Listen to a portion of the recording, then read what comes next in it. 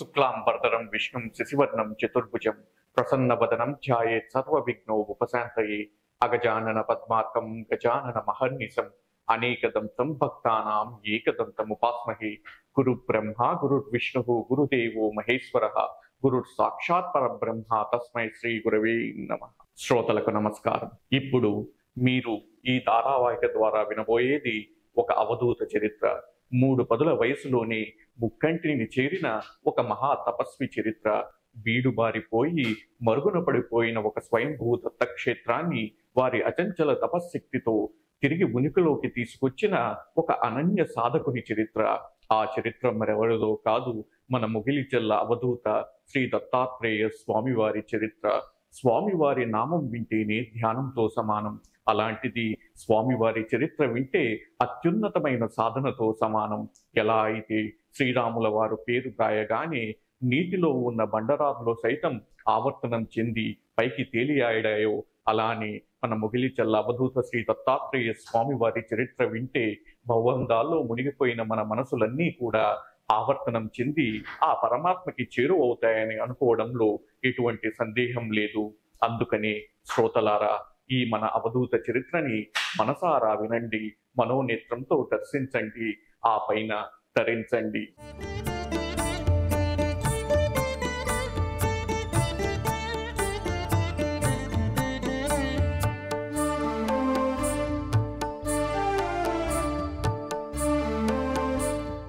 శ్రీ దత్తాత్రేయ స్వామి వారు వారి స్వగృహం నుంచి మాలకొండ వెళ్ళిపోయిన తర్వాత శ్రీధర్రావు దంపతులు మళ్ళీ ఆలోచనలో పడ్డారు. శ్రీ స్వామివారు సాధన చేసుకోవడానికి స్థలం అడిగారు. ఆర్థికంగా కొంచెం భారమైన దానికి శ్రీధర్రావు దంపతులు ఒప్పుకొని ఒక స్థలాన్ని చూపించారు. అటుపైన శ్రీ స్వామివారు అక్కడ ఒక బావిని నిర్మించమన్నారు. కొంచెం భారమైన కానీ శ్రీధర్రావు దంపతులు ఆ పనిని ఒప్పుకున్నారు. కానీ అక్కడ సాధన కోసం శ్రీ స్వామివారు శ్రీధర్రావు దంపతులని ఆశ్రమాన్ని నిర్మించమంటే మాత్రం వారికి అది తలకు మించిన భారం అవుతుందని ఆందోళన పడ్డారు. అటుపైన శనివారం శ్రీధర్రావు దంపతులు శ్రీ స్వామివారి దగ్గరకు వెళ్ళినప్పుడు నిర్మల ప్రభావతి గారు, నాయన, నువ్వు సర్వపరిత్యాగివి, సాధన చేసుకుంటున్నావు, అటువంటి నీకు మా స్థలం ఎందుకు కావలసి వచ్చింది? ఆశకు ఇది మొదటి మెట్టు కాదా అని అడిగారు. వెంటనే శ్రీ దత్తాత్రేయ స్వామి వారు ప్రసన్నంగా చూస్తూ, అమ్మా, నేనేదో చేసేది సామాన్యమైన సాధనే అయితే ముక్కు మూసుకొని ఎక్కడైనా చేయొచ్చు, కానీ మోక్షాన్ని సాధించాలంటే మాత్రం దానికి ఒక దివ్య స్థలం కావాలి. అటువంటి స్థలం నా సాధనకు బలం చేకూరుస్తుంది.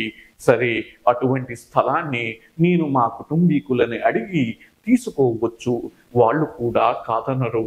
కానీ నేను మోక్ష సాధన కోసం సాధన చేసిన స్థలం తరువాత ఒక గొప్ప క్షేత్రంగా మారుతుంది. అప్పుడు నా కుటుంబీకులు ఆ క్షేత్రం మీద వారికే సర్వ హక్కులు ఉన్నాయని చెప్పి భక్తులని ఇబ్బందులకు గురి చేయవచ్చు. అందుకని మీ దగ్గర నేను స్థలం తీసుకున్నాను. అలా జరిగితే నాది అంటూ ఏదీ ఉండదు అని అన్నారు. ఆ తరువాత శ్రీధర్రావు గారు వారు ఇలా తమని ఆశ్రమం నిర్మించమంటే తమకి ఆర్థికంగా భారం అవుతుందని చెప్పి శ్రీ దత్తాత్రేయ స్వామి వారితో విన్నవించుకున్నారు. అప్పుడు శ్రీ దత్తాత్రేయ స్వామి వారు, మీరు ఆందోళన పడకండి, నేను మీ బిడ్డలాంటి వాడిని, ఆశ్రమ నిర్మాణకర్తలు వేరే వారు ఉన్నారు, వారే మిమ్మల్ని వచ్చి కలుసుకుంటారు. సరే, ఇంకా సాయంత్రం అవుతోంది, వెళ్ళి రండి, శుభం జరుగుతుంది అని చెప్పి పంపించి వేశారు. ఆ పక్క రోజైన ఆదివారం నాడు సాయంత్రం 4 గంటల సమయంలో శ్రీధర్రావు గారి దంపతుల ఇంటికి గొట్టిగుండాల వ్యాస్తవ్యులైన శ్రీ మీరాశెట్టి గారు వచ్చారు. అప్పుడు శ్రీధర్రావు గారు మీరాశెట్టి గారు ఎందుకు వచ్చారు అని అడగగా, మీరాశెట్టి గారు ఇలా వారికి శ్రీ దత్తాత్రేయ స్వామి వారు స్వప్న సాక్షాత్కారం ఇచ్చి ఆశ్రమాన్ని నిర్మించమని ఆదేశించినట్టు వారితో తెలిపారు. వింటున్న శ్రీధర్రావు దంపతులకి ఎంతో ఆశ్చర్యం వేసింది. శ్రీ దత్తాత్రేయ స్వామి వారు మాలకొండ నుంచి ఒక్క అడుగు కూడా వేయకుండానే ఆశ్రమ నిర్మాణకర్తకు వారి సందేశాన్ని తెలిపారు. ఇక సోమవారం నాడు మీరాశెట్టి గారు మరియు శ్రీధర్రావు దంపతులు మాలకొండ మీద శ్రీ దత్తాత్రేయ స్వామి వారిని కలుసుకున్నారు. అప్పుడు శ్రీ దత్తాత్రేయ స్వామి వారు మీరాశెట్టి గారి కేసి చూస్తూ, మీరాశెట్టి గారు నిస్వార్థంగా నిర్మల చిత్తంతో ఆశ్రమాన్ని నిర్మించండి, మీకు ఎంతో మేలు జరుగుతుంది అని అన్నారు. అప్పుడు మీరాశెట్టి గారు, తప్పకుండా స్వామి, నాకు తెలిసిన ఒక పండితుడిని కలిసి వాస్తు ప్రకారంగా భవనాన్ని ఎలా నిర్మించాలి అని తెలుసుకొని ఆ తరువాత మంచి ముహూర్తం పెట్టుకొని ఆశ్రమ నిర్మాణ పనిని మొదలు పెడతాము అని అన్నారు. దానికి ప్రసన్నంగా నవ్వి శ్రీ దత్తాత్రేయ స్వామి వారు ఆశ్రమ నిర్మాణం ఎలా జరగాలి అని ఒక కాగితం మీద రాసిచ్చి అలానే మంచి ముహూర్తాన్ని సైతం సూచించారు. అటుపైన మీరాశెట్టి గారితో, మీరాశెట్టి గారు, మీరు ఈ ముహూర్తానికి ఆశ్రమ నిర్మాణాన్ని మొదలు పెట్టండి, అంతా మంచి జరుగుతుంది అని శ్రీధర్రావు దంపతుల కేసి తిరిగి, చూడండి, మీ దంపతులు మరియు మీరాశెట్టి గారు ఇప్పుడు చేస్తున్నది లోకోపకారమైన ఒక కార్యక్రమాన్ని, దానిని నిస్వార్థంగా చెయ్యండి, మీ అందరికీ కూడా శుభం జరుగుతుంది అని ఆశీర్వదించి పంపించి వేశారు. అటుపైన మీరాశెట్టి గారు శ్రీధర్రావు దంపతుల దగ్గర సెలవు తీసుకొని వారి స్వగ్రామానికి తిరిగి వెళ్ళిపోయారు. ఆ పక్కన రోజే శ్రీధర్రావు దంపతులు శ్రీ దత్తాత్రేయ స్వామివారు సూచించిన స్థలం వద్దనే బావి నిర్మాణపు పనులను మొదలుపెట్టారు. మనం మాట్లాడుకుంటోంది 1972 నాటి సంగతులు. అప్పుడు ఇప్పటిలాగా బోర్ మిషన్లు ఉండేవి కాదు. కూలీలే మట్టిని తవ్వి బయటికి తీసి జలను వెలికి తీయవలసి వచ్చేది. అలానే అప్పుడు శ్రీ దత్తాత్రేయ స్వామి వారు సూచించిన స్థలం దగ్గర మట్టి కూలీలు బావి తవ్వకాన్ని ప్రారంభించారు. ఒక 30 అడుగుల లోతుకు వెళ్ళిన తర్వాత ఒక పెద్ద బండరాయి దానికి అడ్డంగా పడింది. ఆ బండరాయి మందుగుండు వేసి పేల్చినా కానీ దాని అడ్డం పోయేటట్లు లేదు అని చెప్పి ఇక బావి తవ్వడం అసాధ్యమని తేల్చేసి పనిముట్లని సైతం శ్రీధర్రావు దంపతుల ఇంటి వద్దనే వదిలేసి ఆ మట్టి కూలీలు వెళ్ళిపోయారు. తదుపరి రోజు ఉదయాన్న శ్రీధర్రావు దంపతులు వారి బంధువుల ఇంట ఒక కార్యక్రమానికి హాజరు కావలసి వచ్చింది. కార్యక్రమంలో ఉన్నా కానీ ఆ దంపతులకి ఆ బావి తవ్వకం మీదే మనసంతా లగ్నమయ్యింది. ఆ తరువాత ఆ కార్యక్రమాన్ని ముగించుకొని శ్రీధర్రావు దంపతులు రాత్రి 10:30 సమయంలో వారి ఇంటికి చేరుకున్నారు. శ్రీధర్రావు దంపతులు బస్సు దిగి కాంపౌండ్ వాల్ దగ్గర వారి గేటు తీసుకొని లోపలి వస్తుండగా మసకగా దూరంగా మట్టి కూలీలు కూర్చొని ఉన్నారు. శ్రీధర్రావు దంపతులు ఇంటి లోపలికి వెళ్ళగానే వారి తల్లిగారైన సత్యనారాయణమ్మ గారు, రా శ్రీధర, నీ కోసం సాయంత్రం నుంచి వేచి చూస్తున్నారు వీళ్ళంతా అని చెప్పారు. అప్పుడు ఆ మట్టి కూలీలలో ఒకతను లేచి నిల్చొని, అయ్యా, ఈ రోజు పొద్దున ఎందుకైనా మరొక్కసారి ప్రయత్నం చేద్దామని ఆ బండ మీద ఒక దెబ్బ వేశాము, అంతే, నీళ్లు ఉబికి పైకి వచ్చాయి, చల్లగా తియ్యగా కొబ్బరి నీళ్ళలాగా ఉన్నాయి స్వామి, ఇదిగో మీరొక్కసారి రుచి చూస్తారని మీ దంపతుల కోసం ఇలా సీసాలో తీసుకొని వచ్చాను అన్నారు. ఆ మాటలు వింటున్న శ్రీధర్రావు దంపతులకి శ్రీ స్వామివారు చెప్పినట్టుగా పాతాళగంగ కూడా పైకి వచ్చింది అని స్ఫురించింది. అంతే, అక్కడి నుంచి మన శ్రీ దత్తాత్రేయ స్వామి వారికి వారి నమస్కారాలు తెలుపుకున్నారు. అటు తరువాత నిర్మల ప్రభావతి గారు ఆ నీళ్లతో పొంగలి చేసి దాన్ని ఆ లక్ష్మీ నారసింహులకి నైవేద్యంగా ఇచ్చారు. అటుపైన శ్రీధర్రావు దంపతులు ఆశ్రమ నిర్మాణ స్థలం వద్ద బావిలో నీళ్లు పడ్డాయని చెప్పి శ్రీ దత్తాత్రేయ స్వామి వారికి మరియు ఆశ్రమ నిర్మాణకర్త అయిన మీరాశెట్టి గారికి చేరవేశారు. ఆ విషయం విన్న మీరాశెట్టి గారు ఇక ఆశ్రమ నిర్మాణం మొదలు పెట్టవచ్చని భావించి శ్రీ స్వామివారు సూచించిన ముహూర్తానికి మీరాశెట్టి గారు, వారి బంధువులు మరియు శ్రీధర్రావు దంపతుల సమక్షంలో ఆశ్రమ నిర్మాణాన్ని ప్రారంభించారు. అప్పుడు అన్ని అవాంతరాలను దాటుకొని నిర్మింపబడ్డ ఆ బావి ఇప్పుడు మన దత్తక్షేత్రంలో శ్రీదత్త తీర్థంగా అలరాలుతున్నది. అంతేకాదు, అందులోని నీళ్లు శ్రీ స్వామివారి కైంకర్యాలకు వినియోగిస్తారు. అంతేకాదు, ఆ నీళ్లని ఎంతో మంది భక్తులు ఆ దత్తాత్రేయ స్వామి వారి ప్రసాదంగా భావించి వారికి శరీరంలో ఎక్కడైతే బాధలు ఉన్నాయో ఆ ప్రదేశంలో ఆ నీళ్లను చల్లుకుంటారు.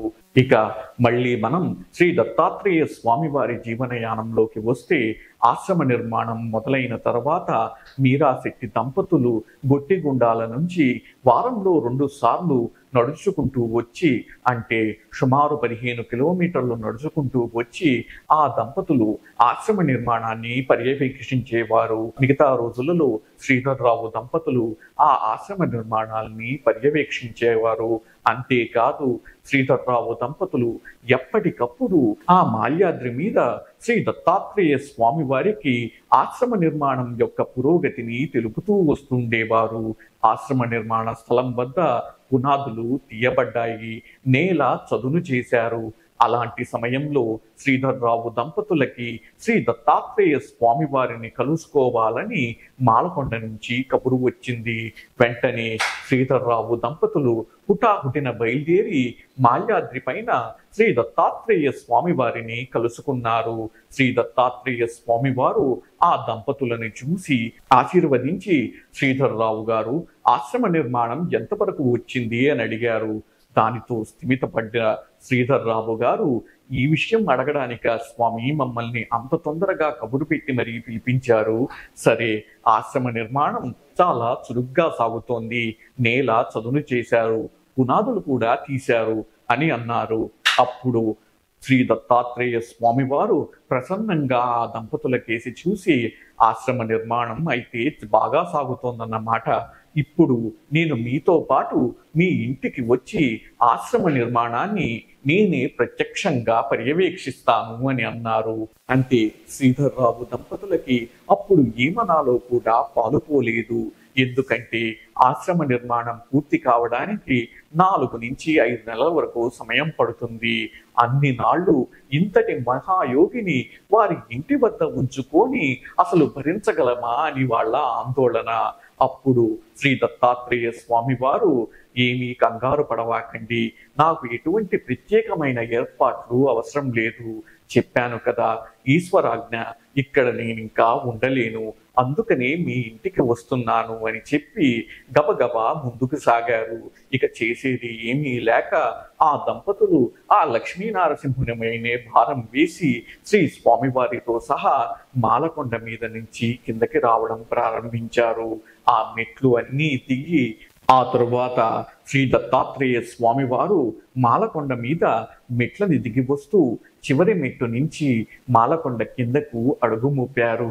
అంతే, అన్ని నాళ్లుగా పరమాత్మ గురించి పరితపిస్తూ ఈ కొండల్లో సాధన చేసి ఇక మళ్ళీ ఈ కొండ మీదకు సాధన నిమిత్తం శ్రీ దత్తాత్రేయ స్వామి వారు తిరిగి రాడని తెలిసిన పార్వతీదేవి మరియు లక్ష్మీదేవి ఎంతో బాధపడుతూ ఉంటే, అయ్యవారులిద్దరూ బాధపడకండి, మనకి ఇంకా చేరువ కావడానికి అతను కొంచెం దూరం వెళ్తున్నాడు, ఇంకొంచెం సమయం ఆగితే ఇక శాశ్వతంగా మనతోనే ఉంటాడు అని ఓదార్చి ఉంటారు.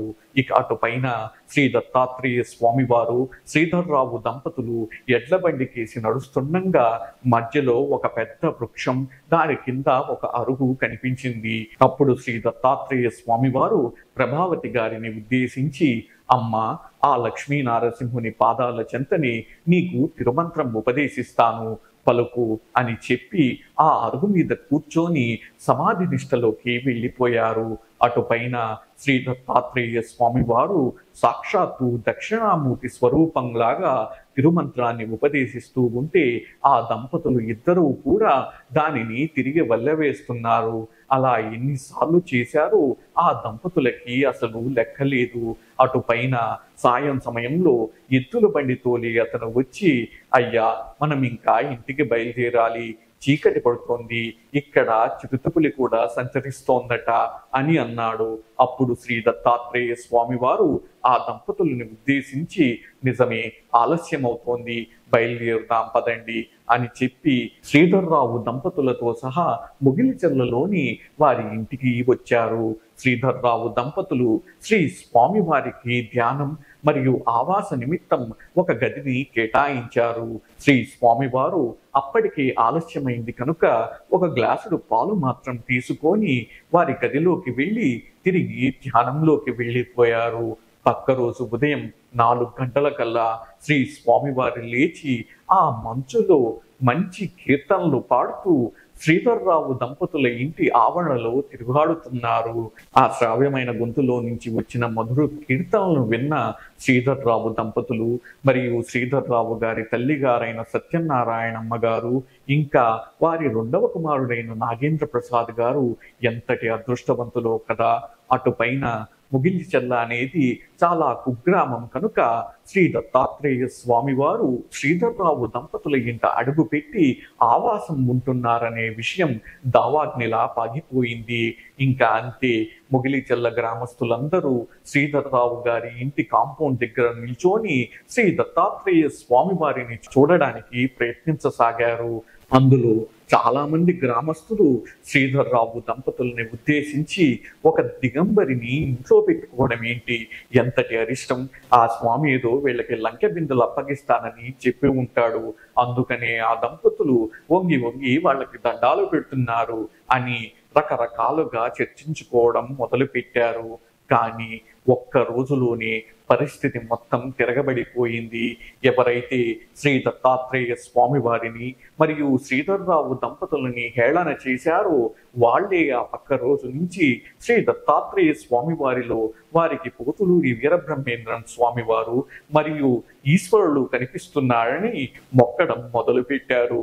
శ్రీ దత్తాత్రేయ స్వామి వారు శ్రీధర్రావు గారి దంపతుల ఇంట ఉన్న నాళ్ళు ఆ దంపతులకి ఎన్నో శాస్త్రపరమైన మరియు ఆధ్యాత్మిక పరమైన విషయాల గురించి ఎన్నో ఉపదేశాలు చేశారు. ఒకనాడైతే నిర్మల ప్రభావతి గారు దత్తాత్రేయ స్వామి వారితో, నాయన, రామనామం అన్నది ఎంతో కష్టతరమైనదంట కదా, ఆ నామాన్ని జపిస్తే లేదా రామకోటి రాస్తే ఆ మనుషులకు ఎనలేని కష్టాలు వచ్చి పడతాయంట కదా, అంతెందుకు, మా ఆడపడుచు వాళ్ళ కుమారుడు 6 ఏళ్ల వయసు, ఆమె రామకోటి రాయడం మొదలుపెట్టింది. అంతే, రామనవమి రోజే ఆ కుమారుడు మరణించారు. అంతేకాదు, నా మటుకు నాకే నేను రామకోటి రాయడం ప్రారంభించగానే అన్ని కష్టాలు ఒక్కసారిగా చుట్టుముట్టాయి, భయమేసి ఆపేశాను అని అన్నారు. అప్పుడు శ్రీ దత్తాత్రేయ స్వామి వారు గంభీరంగా మారిపోయి, రామనామం అంటే ఏమనుకుంటున్నావు తల్లి, అది అగ్ని తల్లి, అగ్ని. అందరూ అనంతుడై అరూపి అయిన ఆ పరమాత్మని అందుకోలేరు. అందుకనే మానవులు పూజించే విధంగా ఒక నామాన్ని, అలానే అర్చించే విధంగా ఒక రూపాన్ని శ్రీరాముని రూపంలో ఆ శ్రీమన్నారాయణులు వారు అందించారు. రామనామం జపిస్తే కష్టాలా? అవి కష్టాలు కాదు తల్లి. రామనామంపై నీ మనసులో ఉన్న స్థిర చిత్తాన్ని సమాధానంగా కోరే ప్రశ్నలు. ఇక మీ ఆడపడుచు వాళ్ళ కుమారుడు 6వ ఏటే మరణించాడనం ఆ తల్లికి బిడ్డకి ఎంతో శ్రేయస్కరం. అంతేకాదు, అతను రామనవమి నాడే మరణించడం వల్ల ఆ కుమారుడు ఖచ్చితంగా ఉత్తమ గతులకి చేరుకుంటాడు. కాబట్టి అనవసరపు అనుమానాలు పెట్టుకోవద్దు తల్లి. నేను ఉపదేశించిన తిరుమంత్రం కోటి పూర్తి చేయి, అలానే రామనామాన్ని కూడా కోటి పూర్తి చెయ్యి అని ఉపదేశించారు. మరొక రోజు నిర్మల ప్రభావతి గారు అవధూత స్వరూపం గురించి వర్ణించమంటే శ్రీ దత్తాత్రేయ స్వామి వారు ఎంతో ఆనందపడిపోయి, ఎవరైతే ఆశపాసముల నుంచి విముక్తి పొంది విషయవాసనలను వదిలించుకొని ధూళిపెట్టిన శరీరంతో ఉన్న అంతర్లీనంగా దోషరహితంగా ఉంటారో వాళ్ళని అవధూతలు అని అంటారమ్మా. వాళ్ళెప్పుడు ఆ పరమాత్మ గురించి వారిలో వారు తాదాత్మ్యత చెందుతూ ఉంటారు. త్రిమూర్తి దత్తాత్రేయుడు అవధూత స్వరూపానికి గురువు లాంటి వారు. అత్రి మరియు అనసూయలకు ఉద్భవించిన త్రిమూర్తి దత్తాత్రేయ స్వామి వారి జ్ఞానానికి సూచనగా 4 వేదాలు 4 శునకాలుగా వారి ముందు నిల్చున్నాయి. అంతేకాదు, ధర్మం సైతం గోవుగా మారిపోయి వారి వెనక నిల్చుండిపోయింది. నాది కూడా అవధూత స్వరూపమే, అందుకనే నేను దిగంబరంగా ఉంటాను. దిగంబరత్వం అంటే నేను నిర్మోహత్వాన్ని జయించాను అని జనులకు చాటడం కాదు తల్లి. ఈ శరీరమే ఒక దేవాలయమని, దాని మీద ఉన్న మాయా అనే బట్టని తొలగించుకోవాలని అందరికీ బోధ చేస్తున్నట్టు తల్లి, నన్ను కూడా మీరందరూ కూడా శ్రీ దత్తాత్రేయ స్వామి వారిగానే పిలవండి అని బోధన చేశారు. ఇంకా మరొక రోజైతే ఊర్ధ్వలోకాలు అధోలోకాల గురించి బోధ చేశారు. శ్రీ దత్తాత్రేయ స్వామి వారు శ్రీధర్రావు దంపతుల ఇంట ఉన్న నాళ్ళు ఎంతో మామూలుగా సాదా సీదాగా అక్కడ చిన్నపిల్లలైన శ్రీ పవని నాగేంద్ర ప్రసాద్ గారితో మరియు వారి అన్నయ్య చెల్లెలతో కూడా ఎంతో హాయిగా గడిపేవారు. తాను ఒక మహాయోగినని, తన దగ్గరికి ఎవ్వరూ రాకూడదు అనే గర్వాన్ని ఇసుమంతైనా ప్రదర్శించేవారు కాదు. అసలు శ్రీ దత్తాత్రేయ స్వామి వారి సాధనా పటిమ ఎంత తీవ్రంగా ఉండేది అంటే కొన్ని రోజుల పాటు శ్రీధర్రావు దంపతులు వారికి కేటాయించిన గదిలో అలా ధ్యానంలో ఉండిపోయేవారు. శ్రీ స్వామివారు తీవ్ర ధ్యానంలో ఉన్నప్పుడు ఆ గది పైన ఒక నీలివర్ణపు వలయం ఏర్పడేది. ఎక్కడి నుంచి వచ్చేవో కానీ కొన్ని వందలాదిగా రామచిలుకలు వచ్చి అక్కడ ఉండేవి. ఒక పెద్ద సర్పం తిరగాడుతూ ఉండేది. శ్రీ స్వామివారు ధ్యానం నుంచి బయటకు వచ్చిన తర్వాత శ్రీధర్రావు దంపతులు ఈ విశేషాల గురించి వర్ణిస్తున్నప్పుడు శ్రీ దత్తాత్రేయ స్వామి వారు, అది దివ్య సర్పం, నేను మాలకొండలో ఉన్న సమయంలో కూడా అది అక్కడ తిరుగాడుతూ ఉండేది. దయచేసి దానికి మీరు ఏ హాని తలపెట్టవద్దు, మిమ్మల్ని కూడా అది ఏమీ చెయ్యదు అని చెప్పారు. ఇక శ్రీ దత్తాత్రేయ స్వామి వారు తీవ్రమైన ధ్యానంలో ఉన్న సమయంలో సత్యనారాయణమ్మ గారు శ్రీధర్రావు దంపతులతో శ్రీ స్వామివారు ధ్యానం చేసుకుంటుండగా చూడాలనే కోరికను వెలిబుచ్చారు. అదేవిధంగా శ్రీధర్రావు దంపతులు సత్యనారాయణమ్మ గారు శ్రీ స్వామివారు ధ్యానం చేసుకుంటున్న సమయంలో బయట కిటికీలో నుంచి శ్రీ దత్తాత్రేయ స్వామివారి సాక్షాత్కారాన్ని ఇప్పించారు. అప్పుడు సత్యనారాయణమ్మ గారు శ్రీధర్రావు దంపతుల్ని ఉద్దేశి, అతను సామాన్యుడు కాదమ్మా, మహాయోగి. అట్లాంటి యోగికి మనం ఆతిథ్యం ఇస్తున్నామంటే కేవలం మన పూర్వజన్మ సుకృతం అనుకోవాలి అని నమస్కరించుకున్నారు.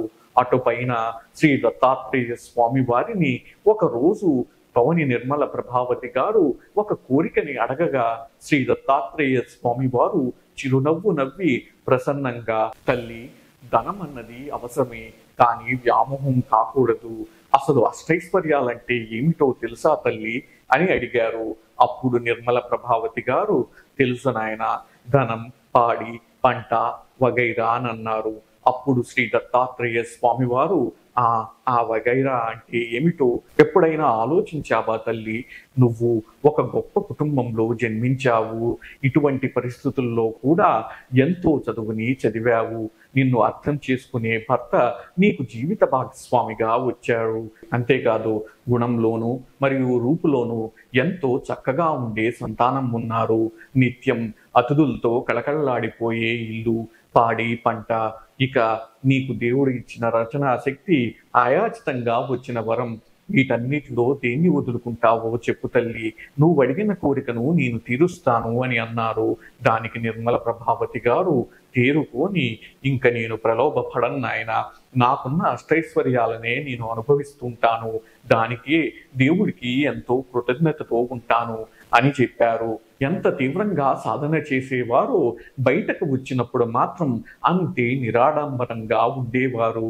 శ్రీధర్రావు దంపతుల యొక్క సంతానమైన పవని నాగేంద్ర ప్రసాద్ గారు మరియు వారి స్నేహితులతో శ్రీ స్వామివారు ఎంతో హాయిగా వ్యవహరించేవారు. శ్రీ స్వామివారు ఏదన్నా తింటున్నా కానీ శ్రీ పవని నాగేంద్ర ప్రసాద్ గారికి అందులో కొంత భాగం ఇచ్చి తినమనేవారు. నిజంగా శ్రీ స్వామివారి చేతుల మీదుగా ప్రసాదం అనుకున్న ప్రసాద్ గారు ఎంతటి అదృష్టవంతులో కల. ఇక శ్రీ స్వామివారు సత్యనారాయణమ్మ గారిని కలిసినప్పుడల్లా భగవన్నామం విడవకుండా స్మరించమని చెప్తుండేవారు. అటుపైన శ్రీధర్రావు దంపతులతో సత్యనారాయణమ్మ గారికి మరణం పెద్ద పులిలా పొంచి ఉంది అని, అందుకని ఎప్పుడు దైవనామస్మరణ చేసుకోమని చెప్పానని చెప్పారు. ఇలా ఒకరోజు శ్రీ స్వామివారు రాత్రి వరకు శ్రీధర్రావు కుటుంబీకులకు ఉపదేశం చేసి వారి ధ్యాన గదిలోకి వెళ్ళిపోయారు. పక్క రోజు ఉదయం 3 గంటల సమయంలో నిర్మల ప్రభావతి గారికి అమ్మ అమ్మ అని శ్రీ స్వామివారి స్వరంలో వినిపించింది.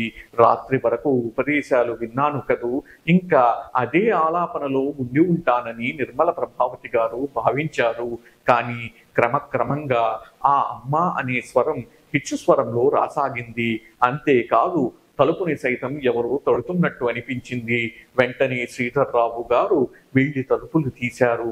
ఎదురుగా దైవ తేజస్సుతో ప్రశాంతంగా నిల్చున్న శ్రీ స్వామివారు. అప్పుడు శ్రీ స్వామివారిని చూసిన నిర్మల ప్రభావతి గారు, ఏం నాయనా, ఏమన్నా కావాలా, ఈ సమయంలో తలుపు తట్టావు అని అన్నారు. దానికి శ్రీ దత్తాత్రేయ స్వామివారు, అవునమ్మా, ఈశ్వరాజ్ఞ అయ్యింది. నేను ఇంకా నా ఆశ్రమ నిర్మాణ స్థలం వద్దకు వెళ్ళి సాధన చెయ్యాలి. ఒక ఎద్దుల బండిని సిద్ధం చేస్తారా అని అడిగారు. అంటే వింటున్న ఆ దంపతులకి ఏం చేయాలో అర్థం కాలేదు. శ్రీధర్రావు గారైతే, స్వామి, అక్కడ ఆశ్రమం నిర్మించడానికి కనీసం ఒక 4 నుంచి 5 నెలల సమయం పడుతుంది. అంతేకాదు అక్కడ మీరు ఉండడానికి చిన్న పాక కూడా లేదు అని నచ్చజెప్పబోయారు. నిర్మల ప్రభావతి గారైతే కళ్ళకి నీళ్లు తెచ్చేసుకొని, ఏం నాయనా, అర్థం పర్థం లేని ప్రశ్నలను అడిగి నిన్నేమన్నా విసుగెత్తిచ్చామా, లేదా మాకు తెలియకుండా నీ పవిత్రతకు ఏదన్నా పొరపాటు జరిగిందా అని అడిగారు. వెంటనే శ్రీ దత్తాత్రేయ స్వామివారు ఒక నవ్వు నవ్వి, అయ్యో, అలాంటిది ఏమీ లేదమ్మా, మీ దంపతులు నా సాధనకు ఎంతో తోడ్పడుతున్నారు. చెప్పాను కదా, ఈశ్వరాజ్ఞ, వెళ్ళి తీరవలసిందే. శ్రీధర్రావు గారు, మీరంటున్న పాక రేపు వేయించండి, నేను మాత్రం ఇప్పుడు వెళ్ళి తీరవలసిందే. వీలైతే ఎద్దుల బండిని సిద్ధం చేయండి, లేదంటే మీకు తెలుసు కదా, నాకు నడక అలవాటే, నడుచుకుంటూ హాయిగా వెళ్ళిపోతాను అని అన్నారు. అప్పుడు శ్రీధర్రావు గారికి శ్రీ దత్తాత్రేయ స్వామివారు నిర్ణయం చేసుకున్నారనే విషయం బోధపడింది. వెంటనే నిర్మల ప్రభావతి గారిని పక్కకు తీసుకెళ్లి, ప్రభావతి, వారు ఇంకా ఆగరు, ఎవ్వరు చెప్పినా వినరు, నీవు అర్థం చేసుకో, స్వామివారిని సగౌరవంగా పంపించి వేద్దామని అన్నారు. అటుపైన నిర్మల ప్రభావతి గారు వెళ్ళి ఒక గ్లాసులో పాలు తీసుకువచ్చి శ్రీ దత్తాత్రేయ స్వామివారికి అందించారు. ఈ సమయంలో శ్రీధర్రావు గారు శ్రీ స్వామివారి ప్రయాణార్థమై ఒక ఎద్దుల బండిని సిద్ధం చేసి తయారుగా ఉంచారు. శ్రీ దత్తాత్రేయ స్వామివారు ఆ ఎద్దుల బండిలో కూర్చొని శ్రీధర్రావు దంపతుల ఇంటి నుంచి ఆశ్రమ నిర్మాణ స్థలం వద్దకు బయలుదేరారు.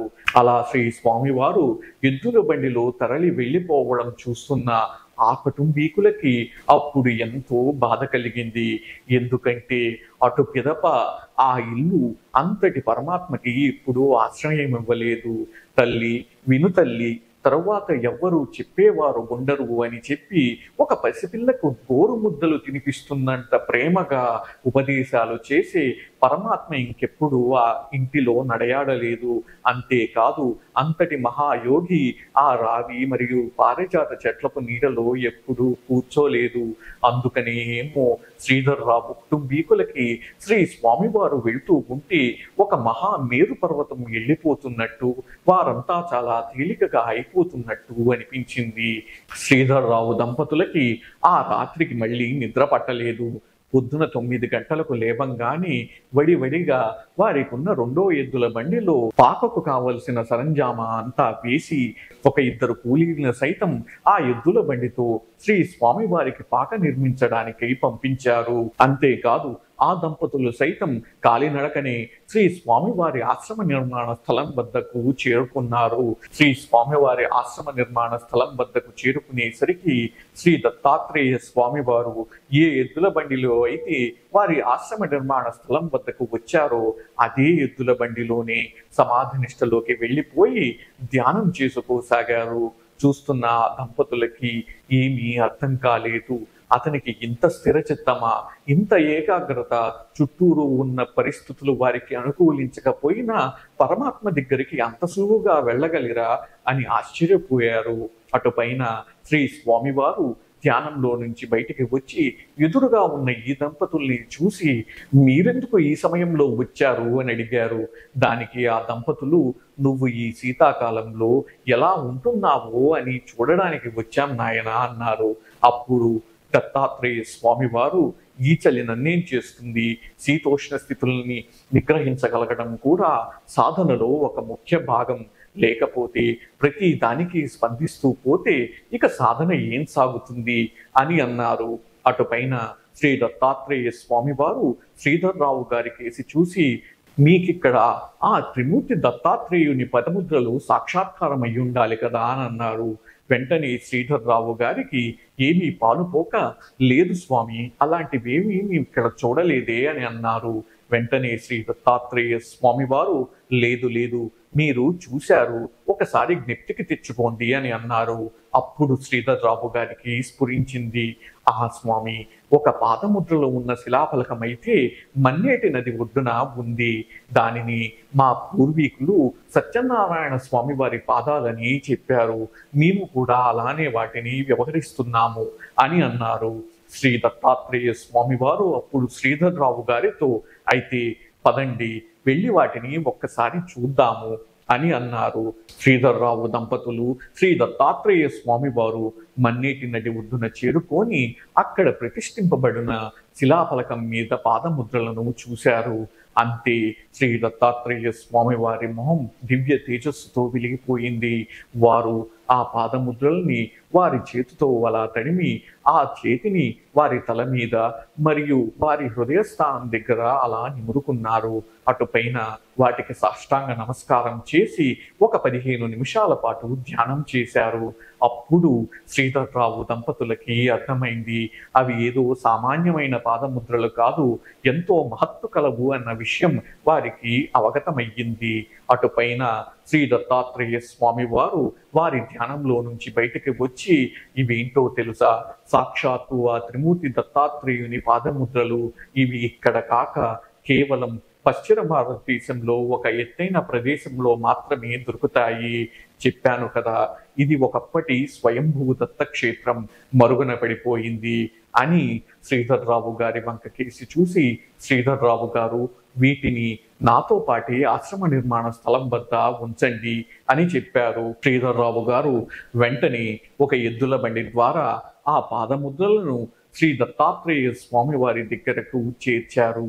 అవి చేరుకున్న తర్వాత శ్రీ దత్తాత్రేయ స్వామి వారు ఆ స్థలం వంక కేసి చూసి, ఇప్పుడు ఈ స్థలానికి ఒక నిండుతనం వచ్చింది, ఇక నా సాధన నిర్విరామంగా సాగిపోతుంది అని ఆనందాన్ని వ్యక్తం చేశారు. అటుపైన శ్రీధర్రావు దంపతులు శ్రీ స్వామివారి దగ్గర సెలవు తీసుకొని ఇంటికి వెళ్ళిన తరువాత ఇక శ్రీ దత్తాత్రేయ స్వామి వారికి ఆహారం అందజేయడం గురించి చర్చించారు. అప్పుడు ప్రతిరోజు శ్రీ స్వామివారికి ఆహారం అందించే బాధ్యత ప్రస్తుత క్షేత్ర వ్యవస్థాపక ధర్మకర్త మరియు శ్రీధర్రావు దంపతుల రెండవ బిడ్డ అయిన పవని నాగేంద్ర ప్రసాద్ గారికి అప్పచెప్పారు. ఆ రోజు నుంచి శ్రీ పవని నాగేంద్ర ప్రసాద్ గారే శ్రీ దత్తాత్రేయ స్వామి వారికి ఆహారాన్ని అందించేవారు. అతడి ఎంతటి భాగ్యమో కదా. ఇక శ్రీ స్వామివారి సాధన ఆ రోజు నుంచి నిర్విరామంగా కొనసాగడం ప్రారంభించింది. శ్రీ స్వామివారు దగ్గర ఉండి వారి ఆశ్రమ నిర్మాణాన్ని పర్యవేక్షించుకునేవారు. వారితో పాటు మీరాశెట్టి దంపతులు కూడా వారానికి 2 సార్లు వచ్చి ఆశ్రమ నిర్మాణాన్ని పర్యవేక్షించేవారు. ఇక శ్రీధర్రావు దంపతులైతే కుదిరినప్పుడల్లా శ్రీ దత్తాత్రేయ స్వామి వారి వద్దకు వచ్చి వారి బాగోగుల గురించి వాకబు చేసేవారు.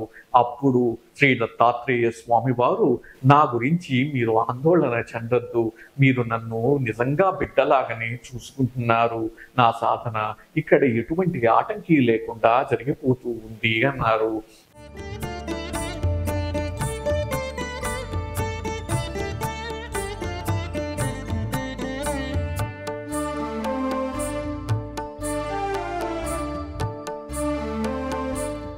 ఇక మన ముగిలిచల్ల అవధూత శ్రీ దత్తాత్రేయ స్వామి వారి చరిత్రలో తదుపరి వృత్తాంతాలన్నింటినీ వచ్చే ఉపాఖ్యానంలో తెలుసుకుందాము. అంతేకాదు, ఇంతటి మహిమాన్విత సాధకులైన మన ముగిలిచల్ల అవధూత శ్రీ దత్తాత్రేయ స్వామి వారి మందిరాన్ని మీరందరూ ప్రత్యక్షంగా దర్శించి తరించాలని నా వ్యక్తిగత విన్నపం. అందుకొరకు అంతవరకు మరియు అటు పైన సర్వం శ్రీ దత్తకృప. ధన్యోస్మి.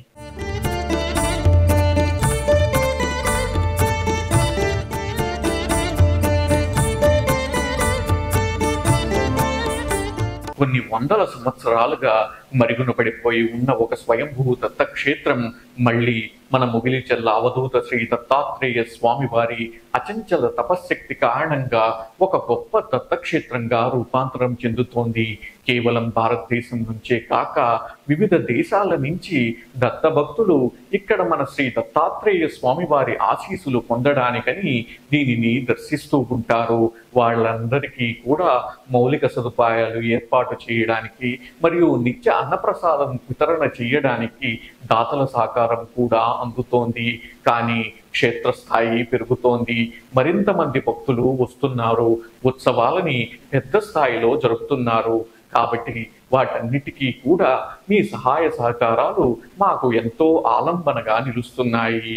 ఎవరైనా ఈ దత్తక్షేత్రం యొక్క అభివృద్ధిలో ప్రత్యక్షంగా కానీ పరోక్షంగా కానీ వారి సహకారాన్ని అందించదలిస్తే 9908973699 నెంబర్కు లేదా 9908973699 నెంబర్ను సంప్రదించగలరు.